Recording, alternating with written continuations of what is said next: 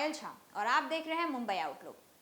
तो आज हम आपको ले चलेंगे एक बेहद संवेदनशील और ताज़ा राजनीतिक विवाद की ओर, जहां चुनाव आयोग और राहुल गांधी के बीच तीखी टकराहट चल रही है। 8 अगस्त 2025 को चुनाव आयोग ने कांग्रेस नेता और लोकसभा में विपक्षी नेता राहुल गांधी को एक चौंकाने वाले संदेश में दो विकल्प दिए हैं।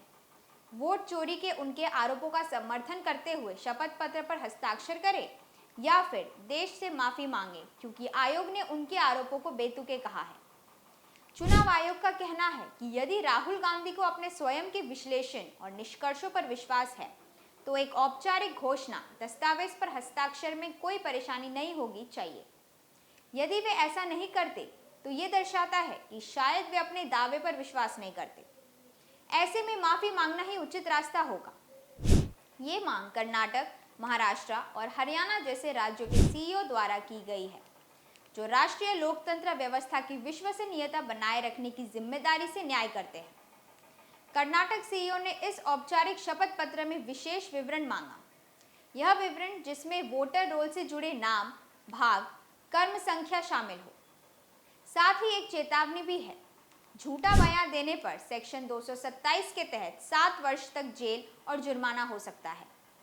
ये कदम चुनाव प्रणाली की पारदर्शिता और जवाबदेही बनाए रखने की दिशा में माना जा रहा है। वहीं राहुल गांधी ने इसका जवाब जोरदार अंदाज में दिया।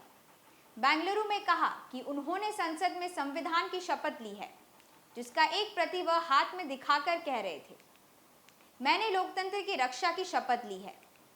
उन्हें लगता है कि आयोग अपनी वेबसाइटों को बंद कर रहा है ताकि जनता सवाल ना पूछ सके। उन्होंने पूरे डिजिटल मतदाता डेटा, सीसीटीवी फुटेज और ई लोकतंत्र डेटा साझा करने की मांग दोहराई है। यह विवाद सिर्फ एक राजनीतिक बयान नहीं, बल्कि लोकतंत्र की जड़, पारदर्शिता, जवाबदेही और संस्थाओं की विश्वसनीयता से जुड़ा हुआ है। चुनाव आयोग ने कहा कि बिना उचित सबूत सार्वजनिक आरोप लोकतंत्र की नींव को कमजोर करते हैं। दूसरी ओर कांग्रेस का तर्क है कि सार्वजनिक जांच और डेटा की पहुंच लोकतंत्र के मूल में है।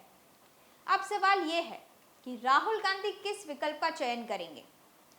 क्या वे अपनी बात को प्रमाणित करने के लिए शपथ पत्र पर हस्ताक्षर करेंगे या फिर देश से माफी मांगने का रास्ता अपनाएंगे। इसके साथ ही ये भी देखना दिलचस्प होगा कि चुनाव आयोग आगे क्या कदम उठाता है, चाहे वह कानूनी कार्रवाई हो, जांच प्रक्रिया हो या जनता को संज्ञान लेने की सुविधा। तो आपने सुना हमारा पूरा विश्लेषण।